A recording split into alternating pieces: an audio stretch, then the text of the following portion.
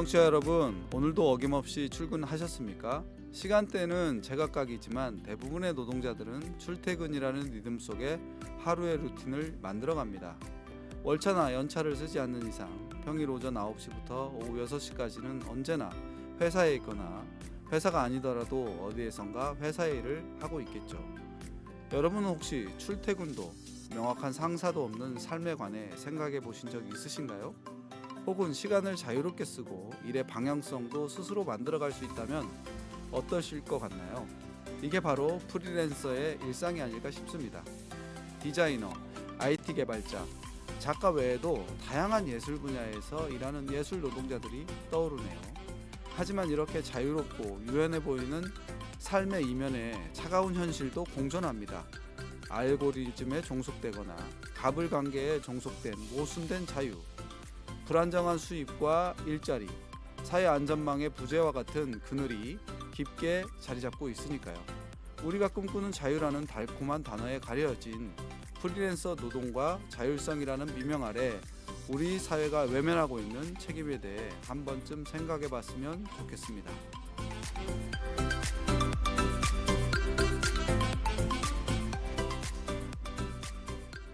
네, 안녕하세요 청취자 여러분. 1과 3 이야기 132 라디오 진행을 맡은 유기만이라고 합니다. 132 라디오는 전주시 비정규직 노동자 지원센터와 전주 공동체 라디오가 매월 일하는 사람들의 1과 3 이야기를 전하는 방송을 제작하고 있습니다. 오늘은 지난 한 달의 노동 이슈를 돌아보는 이슈 브리핑, 전지적 노동자 시점, 프리랜서 영화인에 대해서 이럴 땐 이런 법 세 가지 코너로 진행됩니다. 그럼 132 라디오 첫 번째 코너 이슈 브리핑을 시작하겠습니다. 이번 시간은 지난달 지역 노동 이슈를 지역 언론을 통해서 살펴보는 시간입니다. 한국언론진흥재단에서 운영하는 비카인즈라는 뉴스 분석 사이트에 등록되어 있는 전북 지역 신문사 외에 다양한 지역 뉴스를 분석해 소개해드립니다. 9월 한 달 주요 이슈가 되었던 것들은 무엇이 있었을까요? 염경석 센터장님 모시고 들어보겠습니다. 안녕하세요. 네, 반갑습니다. 네, 첫 번째 소식 전해주시죠. 네, 첫 번째 소식은 전주시가 민간단체와 함께 상생협약을 체결하고 산업단지 지역 노동자 아침 식사 지원 사업을 본격적으로 추진하고 있다는 뉴스입니다. 효성, 휴비스, 전주시 산업단지 협의회, 그리고 NH농협 등 지역에 있는 기업, 단체의 기부로 재원을 마련한 산단 지역 노동자 아침 식사 지원 사업은 지난 9월 3일을 시작으로 12월까지 매주 수요일에 진행되고 있는데요. 이번 행사는 노동자의 아침 결식 해소와 먹거리 접근성 향상을 목표로 추진 중인 사업입니다. 지난 9월 10일에는 우범기 시장이 직접 주식회사 유니온시티 주차장을 찾아서 산업단지 새벽 출근 노동자를 대상으로 아침 식사를 직접 배부하기도 했다고 합니다. 전주시는 기업 단체와 시민이 힘을 모아서 노동자의 아침을 지키는 일에 함께하고 있다며 앞으로도 상생과 나눔의 가치를 확산하고 노동자의 건강과 삶의 질을 높이기 위해서 최선을 다하겠다고 밝혔습니다. 너무 반가운 소식이네요. 네, 아주 반가운 네. 소식입니다. 우리 지역에서는. 이게 또 근데 이번 정부에 들어서 전국적으로 또 확대되는 분위기라고는 소식도 있던데요. 네네. 그 이재명 정부가 농림식품축산부 함께해서 전국적으로 한 17개 산업단지에서 아침 식사 지원 사업을 추진하겠다고 발표한 바가 있습니다. 네, 우리 센터장님은 아침 드시고 오시나요? 저는 아침을 주로 굽습니다. 네. 이게 이제 산업단지뿐만 아니라 직장인 모두에게 유용한 사업인 것 같기도 하고. 팁을 하나 드리자면요. 네. 저는 아침에 30g짜리 건빵을 하나 먹습니다. 네. 너무 일하는 사람들에게 이게 이제 이례적이 아니고 전국적으로 또 확대되고 산업단지뿐만 아니라 모든 노동자들이 조직을 좀 이렇게 건강하게 먹을 수 있는 뭐 그런 특히 사회가. 제조업에 있는 분들은 네. 힘을 써야 하기 때문에요. 맞습니다. 아침을 드시지 않고는 네. 일을 하기가 어렵습니다. 네. 그래서 그분들은 꼭 아침을 챙겨 드실 수 있도록 정부와 사회가 지원한다는 건 참 좋은 정책이라고 생각합니다. 네. 좋은 소식으로 시작했습니다. 두 번째 소식 전해주시죠. 다음은 정부의 산업재해 책임 강화 정책, 특히 이재명 정부에서 아주 산업 안전에 대해서 강한 정부의 정책을 입장을 지금 발표하고 있는데요. 이로 인해서 전북 기업들이 발등에 불이 떨어졌다는 전북일보의 기사입니다. 지난해 전북은 전국에서 7번째로 많은 32명의 산업재해 사망자가 발생하면서 기업들은 안전교육 강화 등 대책을 고심하고 있지만 뚜렷한 해결책이 없다는 아우성이 빗발치고 있습니다. 근본 고용노동부가 발표한 노동안전 종합대책에 따르면 정부는 연간 3명 이상의 산재 사망 사고가 발생한 기업에 대해서는 영업이익의 5% 이내에 과징금을 부과하겠다 이런 입장을 발표했습니다. 특히 건설사의 경우에는 등록 말소를 할 수 있는 규정이 신설되는 등 기업의 책임이 강화됐습니다. 이에 지난해 대형 산업재해가 발생했던 전주의 한 기업 관계자는 과징금으로 인해 회사의 운영에 어려움이 생긴다면 회사는 고용을 줄이거나 구조정을 할 것이다. 비용을 줄이겠다 이렇게 말씀을 하고 있었고요. 또 시설 등 안전은 당연히 보안 조치를 해야겠지만 사고라는 것이 과연 예방 예측을 할 수 있는가에 대한 걱정이 있다고 토로했다고 합니다. 근데 이거는 어쨌든 우리가 산업재해가 전 세계적인 통계로 보더라도 멕시코 다음에 이어서 꼴찌에서 2번째로 많은 나라거든요. 근데 예방이 가능하냐? 예방이 가능합니다. 그렇죠. 안전 조치들을 사전에 다 갖춰놓고 네. 충분한 교육을 시키고 현장에 노동을 하게끔 하면은 다른 선진국처럼 산재 사고를 예방을 할 수 있죠. 이분은 회사 입장에서 말씀하는 거지만 그 한 사람의 일하는 노동자가 현장에 다치거나 죽었다고 생각해 보세요. 그게 자신의 형제이거나 부모님이었다면은 과연 이렇게 말씀할 수 있을 것인가 하는 의문점이 생기는 멘트가 아닌가 이렇게 생각하고요. 한편 전주 산업단지 한 기업 노동자는 중대재해처벌법이 생기고 대부분의 기업이 실질적 오너가 아닌 10명 바지 사장이나 책임자를 따로 두는 등 편법이 자행되고 있다며 회사에 과징금을 부과해 회사 운영을 힘들게 하는 것이 아닌 기업 지배구조상 원하청 관계가 있지 않습니까? 그 부분에 있어서 원청의 책임을 더 강화해야 한다는 목소리를 높이기도 했습니다.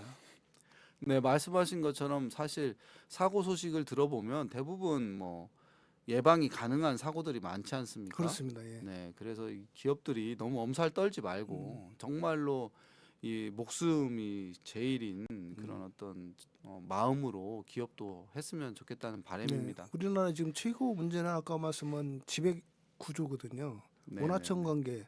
특히 이제 그렇죠. 법으로는 많은 부분들 네. 하청을 규제를 하고 있는데도 불구하고 불법 하도급이죠. 맞습니다. 그걸 통해서 자기들의 이익은 취하면서 위험은 하청업체에 전가하는 맞습니다. 여기서부터 비용이 줄어들다 보니까 하청업체들도 그런 안전장비나 이런 것들에 대한 실질적으로 투입해야 될 비용을 네. 못하고 있는 현실이거든요. 네. 그래서 그런 기업의 지배구조, 원하청 관계를 철저히 규제하고 감독하는 것이 어떻게 보면 가장 큰 산업안전 대책이라고 볼 수 있습니다. 그렇죠. 거꾸로 된 것 같아요. 위험한 일은 오히려 그 하청에서 원청이 책임지고 네. 시공을 해야 되는데 저희는 위험하고 막 그런 일일수록 하청에 하청을 재하청이 묻는 거죠. 되니까 그래서 발생하는 문제가. 위험의 외주화 네. 이렇게 표현을 하고 있는 겁니다. 그리고 이제 전라북도가 어쨌든 7위라니까 네. 전라북도도 많은 노력이 필요한 것 같습니다. 네네. 세 번째 소식도 전해주시죠. 네, 세 번째 뉴스는 전북 지역 체불임금이 전국 최고 수준이라는 소식입니다. 고용노동부와 전국 지자체가 합동조사에서 지난 7일 발표한 자료에 따르면 올 7월 기준 국내 전체 임금 체불액은 1조 3,421억 원, 피해 노동자는 17만 3천여 명으로 파악이 됐습니다. 근데 이 가운데 전북 지역 체불임금은 총 507억, 피해자는 4,995명으로 조사됐다고 합니다. 체불임금이 500억을 넘어선 비수도권 도자치단체는 전북과 경남 두 곳뿐이랍니다. 경남이 약 755억이 체불이 됐다고 돼 있고요. 근데 경남 인구가 전북보다 2배 이상 많다는 점을 고려하면은 사실상 전북은 전국 최악의 임금 체불지이자 노동권 사각지대로 떠올랐다고 말씀드릴 수 있겠습니다. 이에 전북특별자치도 노동조합은 지난 11일 논평에서 고용노동부와 지자체가 문제 해결에 적극 나서야 한다면서 10월 고용노동부와 지자체 합동 단속이 예정돼 있지만 지금 필요한 것은 체불에 대한 실질적 대책이고 노동계와 함께 정례협의를 구성해서 체불임금 문제를 해결하기 위한 머리를 맞대야 된다 이런 입장을 네. 냈습니다. 사실 산업재해도 그렇고 체불임금도 그렇고 아주 기초적인 노동권인데 이런 것들이 전라북도가 비수도권 지역에서는 탑 1위라는 게 참 안타까운 소식이네요. 아니 우리 고향이기도 하고 우리가 살고 있는 지역이기도 한데요. 이게 낙후전북이라는 말이 네. 그냥 이렇게 이런 부분에서도 다 낙후돼 있습니다. 그래서 네. 기업하기 좋은 도시 물론 기업 유치도 중요하지만 그 원 기업 속에서 일하는 노동자들의 삶에 대해서도 맞습니다. 지자체가 좀 요즘은 또 깊이 이제 고민해야 하지 않는가. 또 트렌드가 또 좋은 일자리 네. 이런 걸로 이제 많이 변화되고 있고 네. 이래서 이런 문제도 좀 지자체가 적극적으로 좀 나서주기 그 과거 좋겠네요. 우리 도지사님이 뭐 삼성이 오네 어디 LG가 오네 이렇게 상생협약을 했다고 MOU죠. 네네네. MOU를 맺었다고 이렇게 언론에 보도된 적도 있었습니다만은 전혀 그 기업들이 전북에 지금 투자를 하지 않으면서 전북 지역에 있는 좋은 일자리는 거의 없고요. 네. 단순하게 공공기관이 뭐 지역의 사무실이나 이런 차원, 그다음에 혁신도시에 있는 전기안전공사 이런 수준 정도만 대기업이 그나마 네. 좀 들어와 있는 현실이죠. 그래서 이 문제에 대해서는 근본적으로 좀 지역 정치권들이 관심을 갖고 좋은 일자리 만들기에 그 모든 노력을 다 부여야 한다. 그런 다음에 그 안에서 일하는 사람들의 복지와 안전의 문제 이런 것들에 대해서도 관심을 갖고 정부 지방 정부로서 역할을 다해야 하지 않는가 이런 생각이 듭니다. 네. 네 번째 소식도 전해주시죠. 네, 다음 뉴스는 전북특별자치도의 노인 일자리에 대한 전북도민일보의 기사입니다.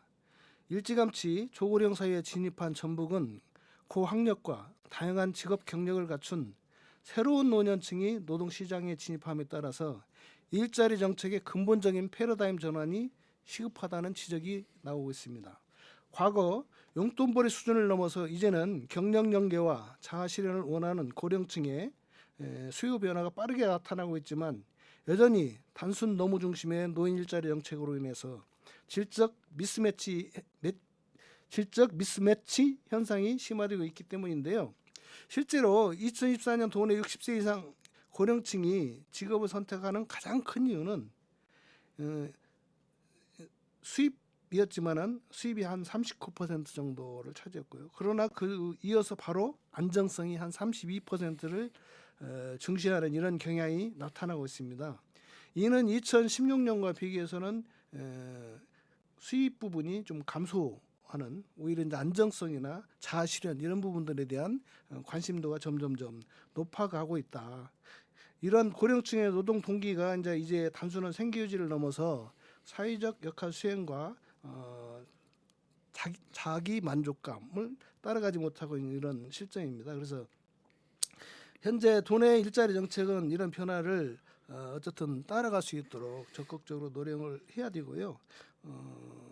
이제 고령층을 단순 뭐 노무자가 아니라 우리 그동안의 경력과 지식을 활용할 수 있는 중요한 사회 자산으로 이걸 어떻게 우리 지역 사회에서 활용할 건가에 대한 깊은 고민 속에서 노인 일자리 정책들이 마련이 되고 그 실현이 돼야 하지 않을까 이런 뉴스가 있습니다. 네, 이제 갈수록 이제 이 논의는 더 뜨거워지겠죠. 초고령 사회로 갈수록. 그렇습니다. 노인 인구가 점점 비중이 많아지고 있고요.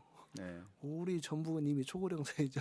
그리고 이제 노동에 대한 어떤 인식도 이런 사회 변화에 따라서 이제 정말로 아까 이게 그 수치 변화처럼 이제 사회적으로 기여하고 만족도 이런 것도 참 의미 있게 다시 살펴봐야 될 지점인 것 같습니다. 뭐 우리가 또 가까운 이웃인 일본도 우리보다 먼저 초고령 사회를 지금 경험하고 있거든요. 네. 거기서도 이제 노인들이 그 다양한 그 일자리를 찾아서 지금 활용을 하고 있고요. 심지어는 이제 보육이나 이런 부분에서도 노인들이 가서 네. 같이 어린이를 돌보다든가 이런 걸 네. 통해 세대 간에 또 이제 융화를 하는 이런 네. 그 일자리들을 하고 있다고 듣고 있습니다. 네. 그럼 마지막 소식 전해주시죠. 예, 마지막 소식은 참 안타까운 소식인데요. 회사 사무실 냉장고에서 이른바 초코파이와 커스터드를 꺼내 먹은 죄로 법정에선 보안업체 직원에 관련된 뉴스입니다. 네. A 씨는 완주군의 한 물류산의 사무실의 냉장고 안에 있는 초코파이와 커스터드를 먹은 혐의로 벌금 5만 원의 약식 명령을 받았으나 절도죄로 유죄를 받으면 지역규칙상 직장을 잃을 수 있어서 정식 재판을 청구하고 무죄를 다투고 있는 상황인데요. 지난 18일 전주지법 제2형사부 심리로 열린 A씨의 절도 사건 항소심 첫 공판에서 변호인은 1심의 증인 신문에 문제가 있다. 새로운 증인 임명을 채택해달라고 재판부에 요청했다고 합니다. 변호인은 이 사건들은 평소 다들 비슷하게 과자를 갖다 먹은 게 사실이다. 그 사무실에서는 그 냉장고에 있는 아까 말씀드린 초코파이나 커스터드를 간식으로 먹어왔답니다. 근데 지금 자기에게 괜히 불똥이 튈까봐 방어하는 식으로 대답했다 이 말씀이거든요. 근데 다른 그 증인하신 분도 그걸 먹었다. 그렇게 관행적으로 그 먹어왔던 부분을 지금 A 씨에게만 특별히 그 부분 문제 삼아서 어쨌든 벌금을 약식명령으로 받게 만들어 버렸고요. 이로 인해서 이제 직장을 잃을 위기 내지 이제 징계를 받을 위험에 지금 처해 있기 때문에 이거를 무죄로 좀 다투는 이런 재판을 하고 있는 걸로 보입니다. 그래서 변호인은 두 사람에 대한 증인 신문은 이제 10월 30일로 예정이 되어 있습니다만은 이 절도죄는 피해자의 이제 휘사죠. 휘사의 승낙이 있다면 사건이 구성되지 않아서 처벌할 수 없다는 게 법조계의 유력한 견해이고요. 또 이 승낙은 사유상계에 반하지 않는다면 묵시적, 추정적이어도 성립한다는 판례가 있습니다. 그래서 아까처럼 관행적으로 그걸 먹는 것을 제재하지 않아 왔다면 이 사람에 대해서만 그거를 문제 삼아서 이렇게 벌금을 맞게 하고 뭐 어떤 징계 사유로 삼는다는 것 자체는 사유상규상 부당한 거 아니냐 이렇게 주장을 하고 있는 사건입니다. 네, 들어보니까 너무 지금 우리가 어느 시대에 살고 있는지 착각이 들 정도인데 장발장이라는 예, 장발장도 떠오르고요. 사실 회사의 초코파이를 먹은 것을 사유로 이제 해고까지 하려고 하고 이게 벌금 5만 원을 맞은 이유로 또 해고 사유까지 돼야 되는가 이런 것도 정말 말도 안 되고 저희 오래전에 버스 기사 천여백 원 횡령 이후로 또 해고된 것이 전 사회적 문제가 됐었는데 언론에 보도되고 그랬었죠. 예, 이거는 아주 특집으로 한번 저희가 다뤄서 정말 이런 일이 다시 우리 전주 지역에서 발생한다는 게 전라북도에서 발생한다는 게 슬픈 일인데 한번 더 살펴봤으면 좋겠습니다. 이 사건은 일반 가게에서 그 빵을 훔친 거하고 그 회사 자기 그 관할 구역 내에 그렇죠. 있는 네. 냉장고에 있는 그 간식을 꺼내 먹었다 해서 이게 그러니까요. 똑같이 봐야 할 것이냐 네. 이건 조금 이 상식에 반하는 것이 아닌가 이런 생각이 들고요. 네. 참 좀 창피하죠. 그러니까요. 첫 뉴스만 좋았고 네. 네 가지 소식이 좀 별로 안 좋은 소식들인데 오늘 뉴스 준비해 주셔서 감사합니다. 네, 하여튼 상식적인 사람으로 돌아와서 문제가 잘 해결되기를 바라겠습니다. 감사합니다. 네, 이것으로 지역 뉴스로 살펴본 노동 이슈 브리핑을 마치겠습니다.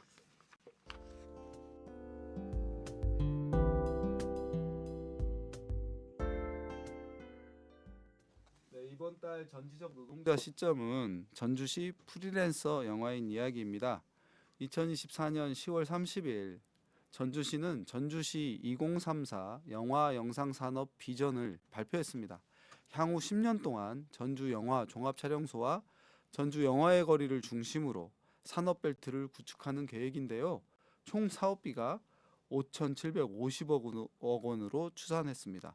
이처럼 영화 영상 산업을 전주시의 중심 산업으로 육성하겠다는 건데요. 최근 지역 영화인들이 이례적으로 지역 영화인 소외에 대한 목소리를 내어 화제가 되고 있습니다. 오늘은 조미애 감독님을 모시고 전주시에서 영화인으로 살아가는 현실을 들어보도록 하겠습니다. 감독님 어서 오십시오. 청취자분들께 인사 부탁드립니다. 네, 안녕하세요. 저는 전주에서 영화 연출을 하고 있는 조미애입니다. 반갑습니다. 네, 제가 찾아보니까 감독님 영화가 단편 영화로 2012년 그 여자 그리고 2014년 그녀의 애인 그 다음에 2018년 리메인, 2020년 큐브 등을 제작했고 리메인은 제18회 전북 독립영화제 우수상 그리고 큐브는 제4회 전국 국제 단편영화제 대상을 수상하셨더라고요. 그러면 이제 12년부터 감독을 하신 건데 영화 일을 시작한 지는 얼마나 되셨나요? 네, 영화 시작은 2008년 부산에서 시작을 했고요. 2010년도쯤에 전주로 넘어와서 5편의 단편 연출을 했고 2023년에 영화 연출을 했고 지금 후반 작업 중입니다. 네, 그러면 2008년까지는 부산에서 쭉 사시다가 2010년에 그럼 전주로 오신 네, 것 네, 같은. 맞습니다. 네. 네. 네, 영화인이라면 뭐 배우, 감독, 스텝 이런 분들이 떠오르는데요. 어떤 분들을 영화인으로 볼 수 있을까요? 네, 영화 제작, 후반 제작, 그리고 배급 마케팅, 그리고 영화 상영, 시나리오 작성까지 영화에 관련된 전반적인 분야에 종사하시는 분들을 다 영화인이라고 할 수 있겠습니다. 네, 갈수록 영화인이 지금 늘어나고 있는 거죠. 저희 한국도 그런가요? 어떤 부분에서 그냥 뭐, 총 네, 수를 총, 근데 일단 영화 영상 쪽으로 접근할 수 있는 기회가 많아지다 네, 보니까요. 지금 디지털로 다 촬영을 하고 핸드폰을 다 가지고 계시잖아요. 그래서 영화 영상에 종사하고 싶으신 분들은 많아지는 것 같긴 합니다. 근데 이제 네, 영화와 영상은 또 좀 다른 영역이어가지고요. 좀 그 두 가지를 같이 접근하시는 분들이 음, 있는 것 같습니다. 네. 그 어떤 계기로 영화 감독을 하게 되셨습니까?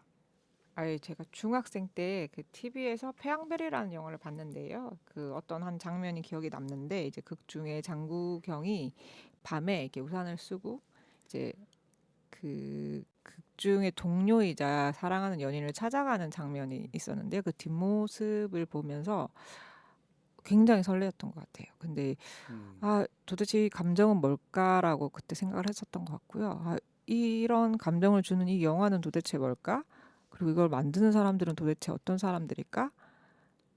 나도 이런 것들을 감정을 느끼게 해주는 사람이 되고 싶다까지 이르러서 영화를 하고 싶다는 생각을 했었던 것 같고요. 사실 그때는 그냥 뭐 영화 감독, 뭐 조연출 뭐 이런 것들은 전혀 몰랐고 그냥 영화를 하고 싶다고 막연히 생각을 하고 있다가 근데 쉽지가 않은 부분이었어요. 영화를 한다는 것 자체가.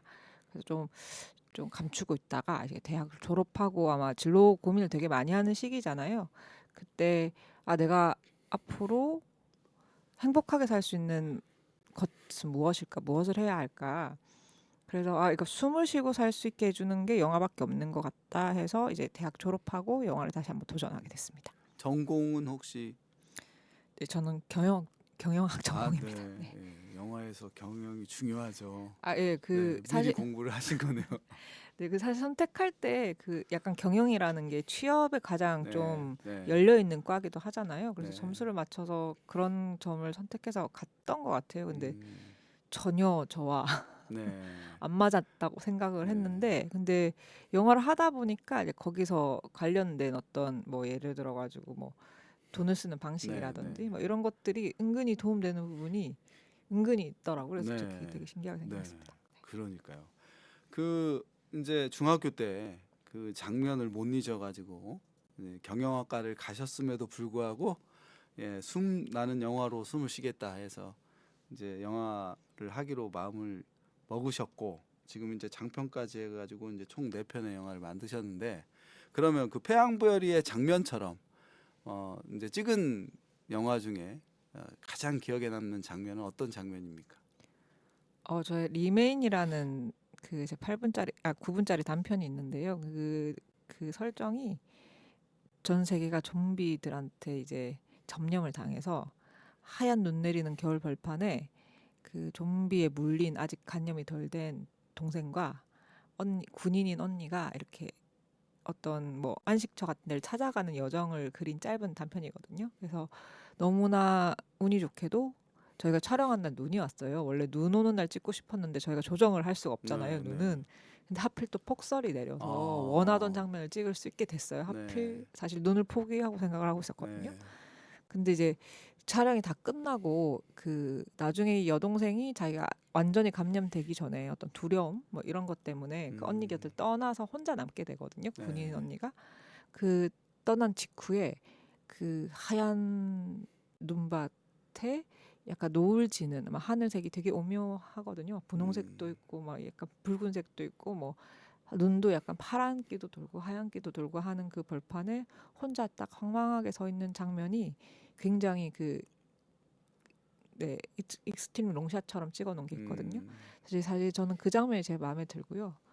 근데 이제 사실 그 장면은 원래 콘티에 계획됐던 장면은 아니었고 다 찍고 나서 보니까 그 장면이 너무 필요할 것 같은 거예요. 그래서 이제 철수하는 촬영 감독님과 배우분을 잡고 네. 잠깐 서 계셔봐라. 음. 촬영 감독님한테 도대체 뭐가 찍고 싶니? 음. 네가 이렇게 물어보셔가지고 떠났다 황망하다 혼자 서 있다 네. 이런 느낌입니다 해서 바로 찍어주셨거든요. 근데 촬영 감독님이 너무 잘 알아들으셔가지고 저는 그 장면을 제일 좋아합니다. 네. 제 영화 중에서는. 촬영지가 어디예요? 김제입니다. 김제 네네. 들판. 네네. 눈 내리는 김제 네. 들판에. 네. 노을도 예쁘죠. 네네. 네, 지평선으로 떨어지는. 네. 예, 맞습니다. 뭐 상상을 저도 해보는데 언제 기회가 된다면 리메인을 본다면 이 감독님 이 이야기가 또 떠오를 것 같아요. 그래서 꼭 찾아보도록 하겠습니다. 그래서 이제 어쨌든 프리랜서 영화인으로 지금 2010년부터 전주에 살고 계신데 프리랜서 인생이 장단점이 있을 것 같은데 어떤가요? 사실은 창작 활동에 있어서는 시간이 매우 중요한데요. 창작 활동에 이렇게 집중할 시간이요. 그래서 자유롭게 자신의 시간을 계획할 수 있다는 장점이 있는 것 같아요. 근데 생계 유지 부분에서는 이렇게 영화 외적인 부분을 통해서 해결해야 하기 때문에 매우 어려운 부분인데요. 일이 불규칙적이고 또 보장되지 않는다는 불안은 항상 늘 갖고 있는 것 같아요. 그래서 사실은 저희가 공적으로 이루어지는 지원 사업이 저희 창작자들한테는 굉장히 중요한 부분이 바로 이런 지점이기도 합니다. 네, 그러니까 어쨌든 영화를 통해서는 생계가 어려우니까 이제 외적인 부분으로 많이 해결을 하고 계시고 그리고 이제 그런 영화의 특성상 공적인 지원이 굉장히 중요하다는 말씀이신데 이제 어쨌든 그 소득도 불안정하고 비정규직으로 이제 그러면 그 프리랜서 활동을 하고 계시는 건데 평소에 그럼 생활은 어떻게 하세요? 제가 홍보 영상이나 기록 영상을 제작하는 일도 하기도 하고요. 그리고 뭐 영화제 스태프라든지 뭐 영화 스태프 그리고 영화 관련 교육 강사로 나가기도 합니다. 일단은 저희는 영화 영상 바운더리 안에서 생계를 유지하려고 최소 노력을 하고 있고요. 그리고 영화 창작 활동 외에는 최소한의 생계 유지가 사실 큰 초점에 맞춰져 있어요. 그리고 그 남는 시간에 앞으로 제가 하고 싶어하는 시나리오에 대한 구상이나 뭐 작성을 하는 일들을 하고 있습니다. 야, 이 말이 이렇지. 창작 활동에 최소한의 생활 유지는 돈을 안 쓰고 살자. 뭐 이런 말이고 이제 돈을 벌더라도 최대한 뭐 영화 쪽에서 뭐 스태프로 하고 뭐 교육도 하고 그러니까 직업이 정말 여러 가지시겠어요. 근데 대표 직업이 감독이지만 뭐 어느 때는 뭐 교육가 뭐 어느 때는 또 뭐 그 스태프 네, 아무튼 참 그런 그 것들이 이제 좀 최근에는 또 프리랜서나 뭐 영화 예술인들에 대한 뭐 지원도 뭐 여러 가지로 이제 시작하는 지자체도 있고 그런다니까 아무튼 그런 건 이제 좀 뒤에 더 여쭤보고요. 최근에 전주 영화인 비상행동을 구성해서 활동하고 계신다고 들었습니다. 이렇게 지역 영화인들이 목소리를 내는 게 처음이라고 하는데요. 주요 내용이 어떤 것입니까? 일단 독립 영화라고 하는 거는 지원 사업이 없으면 제작하기가 굉장히 어렵거든요. 이거는 비단 저희 지역뿐만 아니라 그냥 한국 내에서 국내에서 독립 영화를 제작하는 부분들이 지원 사업에 대부분 의존하고 있습니다. 그래서 근데 이제 지역에서 살면서 그 독립 영화를 제작을 하고 싶다면 당연히 지역 영화인들을 위한 지역 사업이 저에게는 지원 사업이 굉장히 중요하거든요. 그래서 그 지원 사업이 목적에 맞게 지역에서 활동하고 있는 창작자들에게 돌아갈 수 있도록 하는 것이 저희 가장 큰 목적이었던 것 같고요. 그리고 전주가 영화의 도시라고 하잖아요. 그래서 지자체에서도 다른 어느 도시보다 어떤 지원 사업들이 좀 많긴 하거든요. 그래서 그런 지원 사업들이 안정성을 가지고 목적에 맞게 수행되어야 저희가 지역에서 정주하면서 창작 활동을 할 수 있는데 가장 큰 밑거름이 된다고 저는 생각하고요. 그리고 지금도 많은 동료들이 더 많은 기회가 있다는 곳으로 떠나기도 하는데요. 근데 요거는 이제 새로운 곳에서 정착해야 하는 만큼 경제적인 부분이나 그 네트워크적인 부분에 어려움을 많이 겪습니다. 그래서 이미 정착하고 있고 네트워킹이 되어 있는 이곳에서 창작 활동을 계속 할 수 있다면 사실 지역을 떠날 이유가 없는 거죠. 여기서 안정적으로 할 수만 있다면. 그래서 지역 창작자가 실제적으로 원하고 필요한 지원 사업이 무엇보다 중요하고요. 그런 정책을 함께 토론하고 방향성을 함께 가지고 가자는 것이 사실 저희의 가장 큰 목표였던 것 같습니다. 네, 그 대표적으로 이제 어쨌든 지역 영화인들을 지원하는 사업이 제대로 안 돼서 이제 목소리를 내셨다고 했는데 대표적으로 어떤 것들 정책들이 사라지거나 혹은 뭐 꼭 필요한데 없거나 하는 정책들이 어떤 것이 있을까요? 사실 영화는 굉장히 긴 프로세스를 가지고 있어요. 뭐 기획 단계부터 시나리오 작성, 그리고 제작, 그리고 후반 작업들, 그리고 배급, 마케팅, 상영까지 굉장히 다양한 분야를 아우르고 있는데요. 그래서 이건 혼자서 할 수 있는 일은 아니고요. 그리고 이것 독립영화라고 하면 당장 어떤 그 수익이 보장되지 않기 때문에 투자와 지원이 이루어지지 않으면 진행되기가 쉽지가 않은데 일단 독립영화는 투자가 굉장히 어렵고요. 그래서 아까도 앞에서 말씀드렸다시피 지원 사업이 무엇보다 중요한데 일단 장편 영화를 장편 영화 제작이라고 하면 약간 영화 직업인으로서 좀 더 전문성을 가지고 활동할 수 있는 부분들이 많거든요. 근데 장편 영화를 제작하기 전에 이제 시나리오를 써야 됩니다. 근데 네. 시나리오를 쓰는 단계가 굉장히 그 어떤 집약적인 시간들이 필요하고 창작 활동에 있어서 글을 써야 하니까요.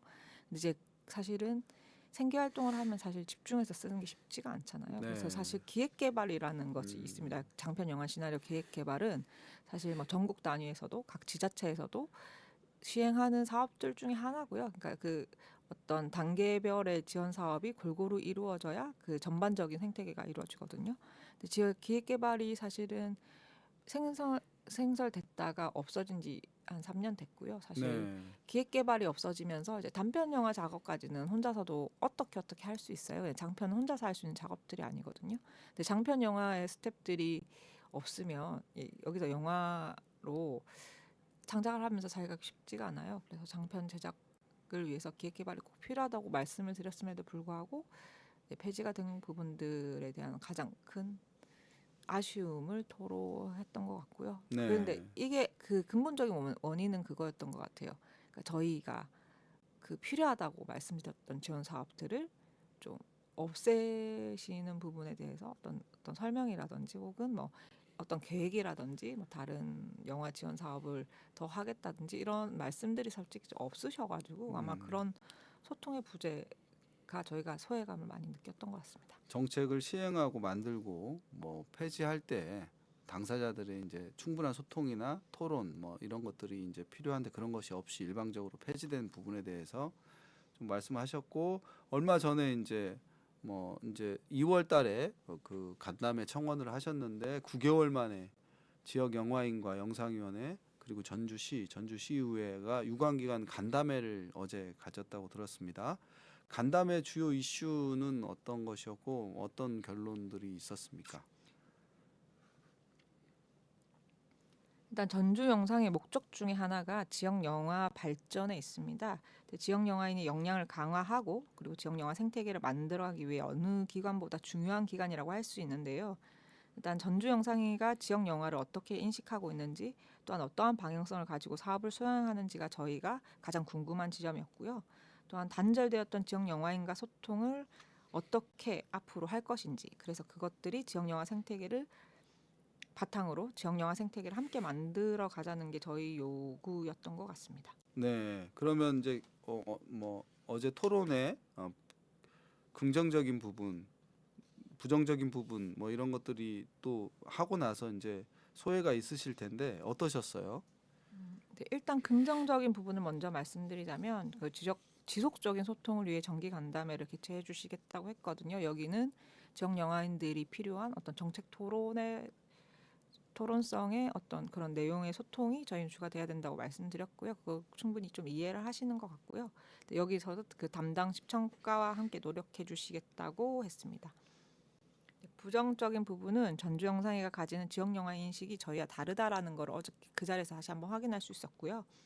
그리고 지역 영화의 지역 영화의 정의가 매우 힘든 부분인 거는 저희도 이해를 하거든요. 이게 뭐 비단 저희 지역뿐만 아니라 지역 영화를 지칭할 때 어떻게 정의를 내려야 하는가는 사실 전국적으로 왜냐하면은 그 전국 단위의 지역 영화 지원 사업도 있었거든요. 그건 네. 어떻게 이게 구분되어야 하는 거에 대한 치열한 고민이 있었던 것 같고요. 사실은 그 명확한 고민들은 지역에서 함께 살면서 그 지자체 그 지원을 하는 지원 사업 하는 곳과 지역 영화인의 어떤 합의점을 좀 이뤄가는 과정들이 있었다고 생각해요. 근데 저희가 그런 부분들이 좀 부족한 게 아니었나를 생각을 했고요. 그리고 그래서 그 이 부분들을 같이 해서 소통하기 위해서 어떤 합의점을 찾아가기 위해서 전주영상회가 어떤 노력들을 하고 있었나를 되게 좀 여쭤보고 싶었는데 아마 그 부분들은 그 저희가 뭐 예산상이나 뭐 운영상의 힘든 부분은 저희가 충분히 이해합니다만 어떤 노력을 해주셨을까 싶은 문제는 좀 저희가 해소되지 않은 부분 중에 하나였습니다. 네, 일단은 뭐 지역 영화라고 하는 거에 대한 이게 정의와 개념 이런 부분에 대해서 너무 좀 이렇게 간극이 있다 이런 거를 좀 확인하신 거고 어쨌든 전주시 영상위원회가 전주 지역 영화인들을 위한 기관인 만큼 지역 영화인들이 이제 여러 가지로 그런 어떤 그 정기적인 간담회 필요하면 그런 것들이 반영되는 어떤 소통 구조 이런 것들이 일단은 됐다니까 한번 더 그런 것들을 잘 되도록 노력해 주셨으면 좋겠습니다. 예, 그리고 이제 또 최근에 정부가 바뀌면서 프리랜서 노동자를 위한 정책들이 필요하다는 목소리는 예전부터 있었지만 이제 특고 프리랜서에 대한 지원을 강화하겠다 이런 이야기들이 있습니다. 4대 보험 지원 뭐 이런 목소리도 있고요. 프리랜서 영화인들에게 꼭 필요한 사회보장 제도가 있다면 어떤 것들이 대표적으로 좀 꼽을 수 있을까요? 일단은 국가에서 운영하고 있는 예술인 복지재단이라는 곳이 있고요. 여기는 뭐 저희가 사실 프리랜서다 보니까 뭐 대출 같은 거를 1금융권에서 하기가 쉽지가 않습니다. 그래서 여기가 그 전세자금 대출과 뭐 생활 비상금 대출을 진행을 해주고 있고요. 그리고 뭐 말씀하신 것처럼 다른 어떤 복지들에 관련돼 가지고 어떤 상담을 해주는 프로그램도 있고 이런 것들을 무료로 활용할 수 있는 부분들이 있고요. 다만 예술인으로 신청해서 거기가 이제 예술인으로 등록을 해줘야 활용 가능한 부분인 것 같고요. 그래서 지금 아마 대부분의 영화인들이 프리랜서로 작업을 하고 정규직은 거의 없을 거라고 생각이 되거든요. 그렇죠. 그래서 사실은 좀 이게 먼 이야기고 되게 건설적인 이야기일 수가 있는데 그 창작 활동에는 사실 그 창작 활동을 전념할 수 있는 시간들이 굉장히 소중하다고 생각을 하거든요. 그래서 또 그러니까 뭐 굳이 창작 활동 뭐 저희가 시나리오 쓴 연출뿐만 아니라 다른 뭐 조연출이라든지 그러니까 전문 조연출이란 직업도 있거든요. 그리고 뭐 촬영이라든지 그러니까 매번 그들에게 일이 끝나면 들어오고 하는 게 아니니까 그 직업을 지속적으로 좀 견딜 수 있는 다른 작업이 들어올 때까지 견딜 수 있는 시간 그런 사실 비용이 굉장히 중요합니다. 생계비가 굉장히 중요하니까요. 그래서 이탈하는 영화인들이 굉장히 많거든요. 생계를 위해서 불규칙적으로 들어오니까. 그리고 영화계가 지금 굉장히 안 좋았잖아요. 몇 년 사이에. 그래서 좀 굉장히 건설적인 얘기인데 약간 기본 소득이 좀 있었으면 좋겠다. 창작자들에게 이게 뭐 비단 뭐 사실 영화뿐만은 아니겠지만 이 기본 소득이 있으면 좀 더 집중하여 창작 활동을 할 수 있지 않을까가 사실은 가장 큰 바람인데요.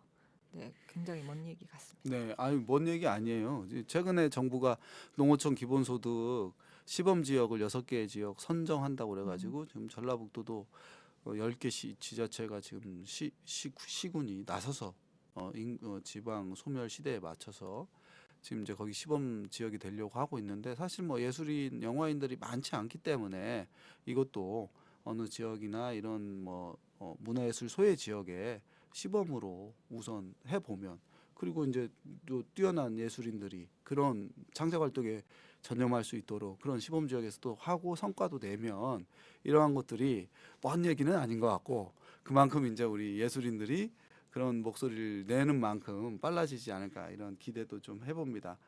그래서 이제 최근에는 그 산업을 생태계라고 표현을 하고 있잖아요. 사실 어떤 것이든 생태계가 이제 살아 있어야 되는데 지역 영화 산업의 건강한 생태계를 위해서 혹시 필요한 것들이 어떤 것이 있을지 좀 말씀해 주십시오. 사실은 그 독립영화 영화 산업은 조금 구분돼야 될 필요가 분명히 있는 것 같고요. 왜냐하면 독립영화는 예술의 다양성을 위해서 제작되는 경우가 많습니다.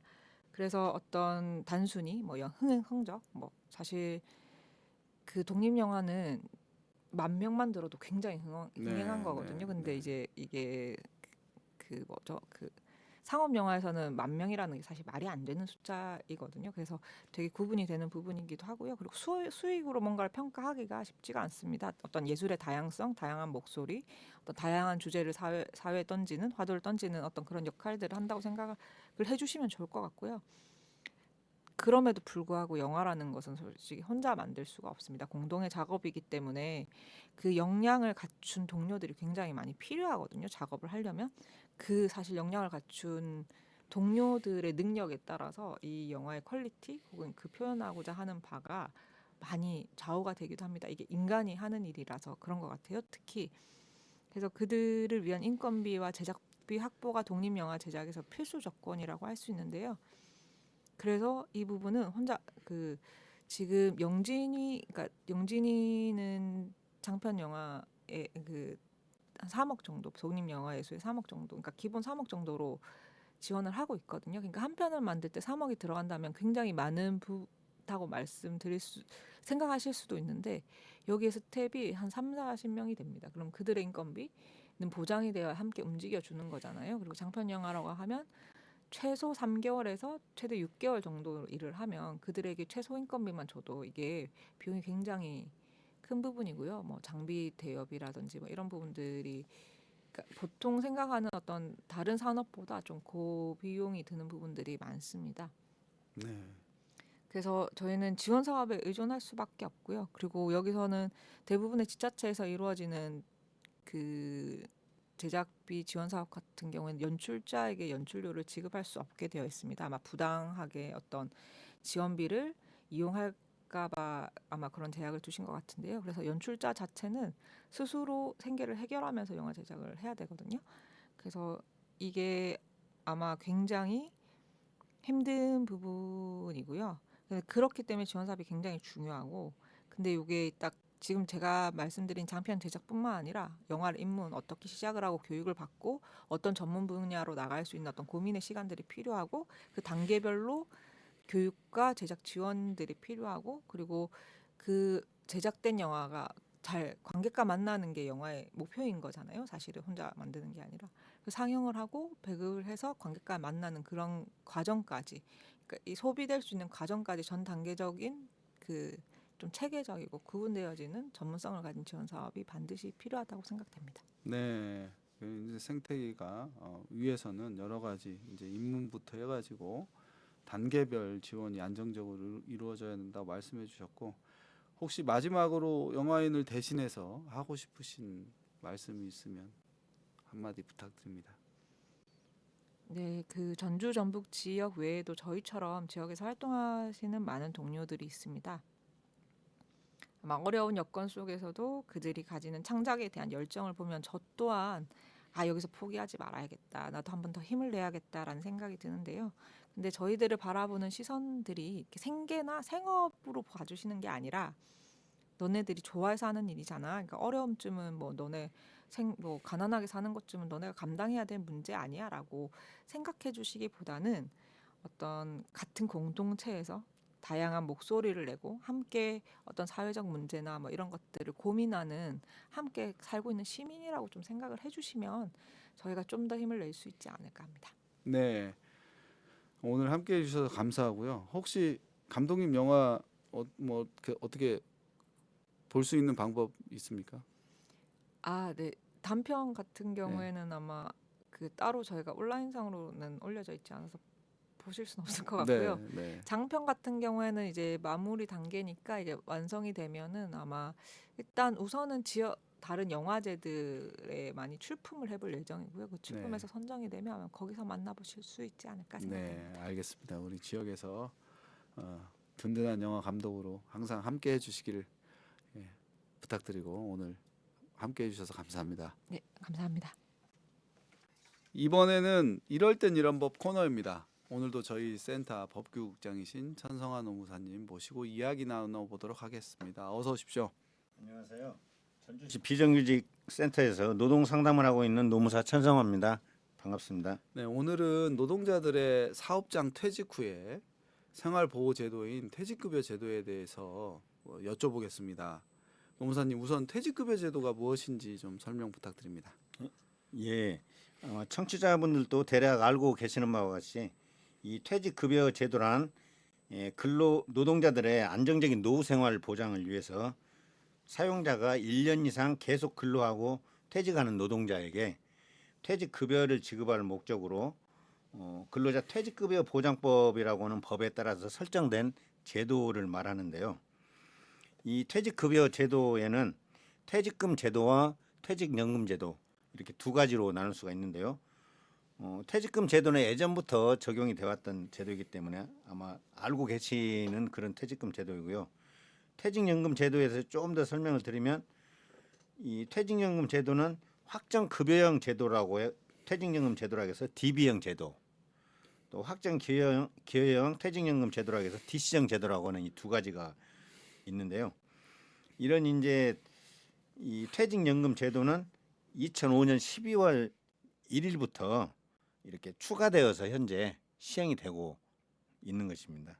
네, 원래 이제 퇴직금은 다 알고 계시니까 예. 근데 퇴직금 제도가 있는데도 퇴직금이 체불되는 경우나 이제 그런 경우가 발생해서 이제 퇴직연금 제도를 이제 또 두은 거죠. 예, 그런 의미도 있습니다. 네, 그러면 퇴직금 제도 그리고 퇴직연금 제도에 대해서 좀 용어가 어려운데 간단히 예. 좀 설명 부탁드리겠습니다. 예, 퇴직금 제도나 퇴직연금 제도 이 두 가지 제도는 내용적으로는 같습니다. 이제 우선 뭐냐면은 이 두 가지 제도 모두 1년 이상 계속 근로한 노동자에게 적용되는 그러한 제도인 점에서 공통되고요. 그 차이점을 좀 설명드리면 퇴직금 제도는 일단 1년 계속 근로에 대해서 30일분 평균 임금을 노동자가 퇴직할 때 사용자가 그 자금을 준비해서 일시적으로 지급하는 퇴직할 때 지급하는 그런 제도라고 이해하시면 되겠고요. 그리고 이제 퇴직연금 제도 중에 이 DB형 제도라고 하는 거는 이 제도는 그 퇴직금 계산 방법은 1년에 그 30일분 평균 임금으로 계산을 하는데 이러한 평균 임금을 사용자가 매년 그 은행 등에다가 이 우선 적립을 해 놓고 나서 노동자가 퇴직할 때 이제 수령하는 그런 제도이고요. 그리고 DC형 제도, 확정 기여형 제도라고 하는 거는 노동자가 1년간 받게 되는 임금 총액의 12분의 1, 그러니까 한 달분 정도 되죠, 평균. 이거를 사용자가 은행 등에 역시 적립을 해 놓고 이 적립금을 노동자가 이 자기 책임하에 재직 시에 직접 운영을 해가지고 그 퇴직할 때 이제 연금이나 일시금으로 그렇게 수령하는 제도입니다. 그래서 여기서 퇴직금 제도하고 그 퇴직연금 제도, 확정급여형, 확정기여형이라는 퇴직연금 제도하고 가장 큰 차이점은 노동자가 재직하고 있는 동안에 사용자가 그 퇴직금에 해당하는 금액을 은행 등에다가 적립을 하느냐, 적립을 하지 않느냐 하는데 그 차이점이 있다고 하겠습니다. 네. 그러면은 우리나라 사업장들은 확정급여형 또는 확정기여형이라는 퇴직연금 제도를 모두 도입하고 있나요?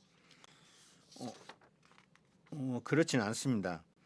그 제가 이제 지금 현재 이제 그 통계를 보면요, 그러니까 이 퇴직금 대상 노동자 수 기준으로 보면은 한 53% 정도가 가입이 되어 있고요. 그리고 사업장 숫자를 기준으로 보면은 26%가 가입이 되어 있는 상태입니다. 그리고 이제 사업장 규모를 기준으로 좀 더 이제 가입 현황을 좀 더 설명을 드리면 5명 미만 사업장의 경우는 10%가 가입이 되어 있고요. 5명에서 9명이 되는 그런 사업장은 32%, 10명에서 29명 사업장은 57%, 그리고 30인에서 50명 규모는 74%, 그리고 50인에서 100인까지 규모는 한 81%, 그리고 100인에서 300인 미만은 87%, 300인 이상 규모 사업장 규모를 갖고 있는 사업장은 92%가 퇴직연금 제도에 가입되어 있고요. 참고로 퇴직연금 제도가 아까 두 가지라고 제가 말씀드렸는데 DC형하고 DB형.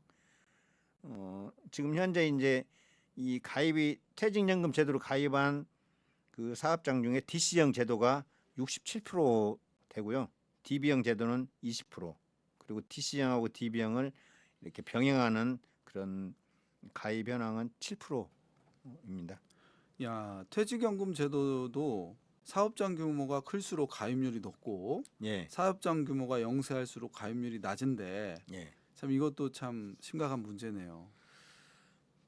예, 그렇습니다. 사실 이제 이 퇴직연금 제도는 그 사용자가 그 가입할 의사가 일차적으로 있을 때 가입이 가능한 거거든요. 네, 네, 네, 네.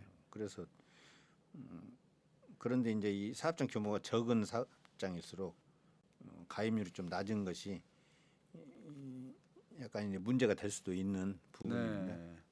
그러면은 이제 정산 방식, 퇴직금 제도와 연금 제도의 퇴직급여 정산 방식은 어떻게 다릅니까? 예, 앞에서 잠깐 이제 뭐 설명 들으면서 좀 말씀을 드리긴 했는데 퇴직금 제도하고 그리고 퇴직연금 제도 중에 그 DB형 제도, 이 제도는 일단 계속 근로기간 1년에 대해서 30일분 평균임금으로 퇴직금을 계산합니다. 계산하는 거고, 그런데 이제 퇴직금 제도하고 DB형 제도, 퇴직금 산정 방식은 같은데 조금 이제 차이점은 확정 급여형 DB형 제도는 회사가 노동자 재직 중 퇴직금 상당액을 은행에 이렇게 적립한다는 거고, 퇴직금 제도는 사용자가 적립할 의무가 없다는 점, 그런 부분의 차이점이 있고요. 그리고 이제 확정 기여형 DC형 제도는 이거는 사용자가 매년 은행 등에 적립하는 하게 돼 있는데 그거는 노동자가 받는 임금 1년 임금의 12분의 1을 그 은행에 적립하는 거거든요. 그리고 그 적립을 하는 시점에서 일단 그 1년간의 퇴직금은 이제 정산한 걸로 그렇게 이제 간주를 합니다. 그런데 이제 이 DC형 제도는 사용자가 적립을 하게 되면은 그 적립된 금액은 이 소유권이 노동자에게 있습니다. 네. 그래서 이 노동자가 그 적립금을 뭐 정기예금이나 펀드나 또는 보험 등에 이렇게 직접 투자해가지고 그 운영할 수 있다고 운용을 해서 퇴직 시에 그걸 이제 자기 퇴직금으로 받을 수 있는 그런 부분이 좀 특징적입니다. 네. 그 이제 이런 퇴직금이나 퇴직연금 제도도 적용이 되지 않는 노동자가 있다고 그러는데 어떤 노동자들에게 지금 적용을 못 받고 있습니까? 현재 이제 이 퇴직급여 제도 적용을 받지 못하는 근로자는 노동자는 일주에 15시간 미만으로 짧은 시간 노동을 하는 소위 이제 초단시간 근로자들은 적용이 제외되어 있고 사실 이 초단시간 노동자들은 주휴수당 또 연차휴가 규정도 적용이 제외되어 있습니다. 그래서 이제 많이 안타깝고요. 또 이제 근로기준법상 노동자로 인정을 하지 않는 그 학습지 교사나 보험 설계사 등이 소위 이제 특수 형태의 노무 제공자들도 현재 퇴직급여 제도의 적용이 제외되고 있습니다. 네. 그렇게 이제 초단시간 노동자, 특수 형태 노동자의 근로 조건은 일반 노동자에 비해서 일자리가 불안정하고 급여 면에서도 취약한데 이 취약계층 노동자들이 근로 조건상 여러 가지 면에서 소외를 많이 받고 있는데 마음이 정말 아프네요. 혹시 아주 드물겠지만 사업장에 따라서는 일주 15시간 미만 초단시간 노동자나 특수형태 노동자나 1년 이상 근로를 제공하는 경우 퇴직금을 지급한다는 규정을 갖고 있는 경우도 있을 텐데요. 네. 이러한 규정이 있는 사업장에서는 퇴직금을 지급 적합하지 않는 경우는 노동법 위반으로 볼 수 있나요? 아까 말씀드린 것처럼 초단시간 노동자나 이 특수형태 노무 제공자들은 퇴직급여 적용 대상이 아니다 보니까 사업장에서 이 취약계층에 대해서 이분들에 대해서 퇴직급여를 지급한다는 규정을 갖고 있고 또 아니면 근로계약 시에 그런 근로계약을 한다고 하더라도 퇴직 시에 지급을 않는 경우에 퇴직금 미지급이라고 해서 어떤 노동법 위반이라고 오는 또 보지를 않습니다. 그러니까 지급 의무가 강제로 있지는 않군요. 예, 강제할 수는 없고 네. 한다면 이제 민사적으로 네. 법원에서 다툴 수 있고요. 그래서 아. 이 부분은 헌법재판소에서도 이런 이제 미적용 사업 노동자나 또 특수형태 노무 제공자들에 대한 이런 부분에 대해서는 퇴직급여 미지급이 헌법 위반은 아니라고 그렇게 이제 판결을 하고 있습니다. 네, 이제 차별 없이 초단시간 노동자나 특수형 노동자도 퇴직금이 받는 날이 이제 빨리 와야 되겠고 법제도 개선이 이것도 시급하네요. 예, 그렇습니다. 예. 1년 이상 사업장에서 노동을 제공하는 경우에만 퇴직금을 받을 수 있는 조건이 이제 되는 노동자들의 경우 급한 목돈이 필요할 경우에는 중간 정산 같은 거를 요구할 수 있지 않습니까? 예, 예. 퇴직금을 조기에 지급받을 수 있는 제도가 있는 것으로 알고 있는데 이에 대해서도 간단히 설명 부탁드립니다. 예. 그 지금 이제 진행자님께서 말씀하신 그 부분은 소위 이제 퇴직금 중간정산 제도라고 예, 관한 이제 얘기라고 할 수 있는데요. 그 예전에는 이제 사업장에서 1년 이상 근로를 제공한 노동자들의 경우에 이제 특별한 개인적 사정으로 어떤 목돈이 필요할 때는 기왕에 이제 근로를 제공해서 발생한 퇴직금에 대해서 그 사업장의 퇴직금 중간정산을 좀 요청을 할 수 있었습니다. 그런데 그리고 이제 그에 대해서 금전적인 여력이 있는 이제 회사에서는 그런 발생한 퇴직금에 대해서 노동자가 요구한 목돈을 이제 지급할 수도 있었는데 2012년 7월 26일부터는 이 노동법이 좀 개정이 돼가지고 어떤 경우든 뭐 개인적인 돈이 필요한 사정이 있다고 해서 아무런 어떠한 사정이 있더라도 그냥 그 중간 정산을 해줄 수 있도록 한 게 아니고 이 특별한 경우에만 이 중간 정산을 할 수 있도록 그렇게 법 규정을 했거든요. 근데 원래 이제 그렇게 한 거는 그 원래 퇴직금은 퇴직 후에 노후 생활 보장 보호 제도 차원이어서 조금 이제 중간에 재직 중에 이렇게 대출이랄지 중간 정산 받아서 사용을 하게 되면은 노후 생활에 또 어려움이 있다 하는 측면에서 그렇게 이제 법을 이제 제도를 변경을 하긴 한 것입니다. 네, 시간 관계상 마지막으로 혹시 퇴직금 제도에 대해서 이거는 꼭 한번 설명을 드려야겠다 하는 부분이 있으면 간단하게 말씀 부탁드리겠습니다. 예, 그 이제 퇴직급여 제도에 대해서 말씀을 드렸는데 지금 이제 예전에 퇴직금 제도라고는 한 가지만 있을 때는 또 대부분 알았는데 퇴직연금 제도가 있다 보니까 조금 이제 아마 청취자분들도 이해하시는데 어려움이 좀 있으셨을 텐데 지금 이제 퇴직연금 제도는 그 2005년도에 이제 이 도입이 돼서 사실 일반 사업장에서 기존에는 퇴직금 제도만을 적용하다가 퇴직연금 제도를 중간에 이제 도입을 했는데 그러다 보면은 퇴직연금 제도는 원래 이 가입 시점부터 그 이후에 적용되는 제도거든요. 그러다 보니까 아마 일반 사업장에서 그 퇴직을 할 때 퇴직연금 제도가 적용이 안 되는 그 기간들이 남아 있는 그런 노동자들이 있을 거예요. 그래서 퇴직하실 때는 중간에 재직 중에 퇴직연금 제도로 가입한 사업장 경우는 가입되지 않은 기간에 대한 퇴직금도 받을 권리가 있다는 거 참고하시고 또 역시 회사에서도 퇴직연금 제도가 적용되지 않은 그 기간에 대해서는 퇴직금을 챙겨줄 수 있도록 그렇게 이제 배려를 해주시면 좋겠습니다. 네, 오늘 이럴 땐 이런 법 퇴직금 제도와 퇴직연금 제도 함께 해주셔서 감사하고요. 이것으로 코너 마치도록 하겠습니다. 감사합니다. 감사합니다. 네, 청취자 여러분, 132 라디오 오늘 전지적 노동자 시점 프리랜서 영화인을 모시고 말씀을 나눠봤습니다. 프리랜서, 특수고용, 정말 들으면 이름은 좋지만 실제로 근로기준법을 적용받지 못하고 있는 노동자들입니다. 자유노동, 프리랜서 자유노동 얼마나 좋습니까? 자유노동자. 그런데 자유라는 것이 권리의 보장 위에 있을 때 꽃이 피는 거지 무권리 상태에서의 자유라는 존재할 수 없다는 거, 여러분 오늘 그들의 삶을 한번 함께 생각해 주셨으면 좋겠고, 오늘은 프리랜서 노동자의 권리는 언제나 마땅합니다.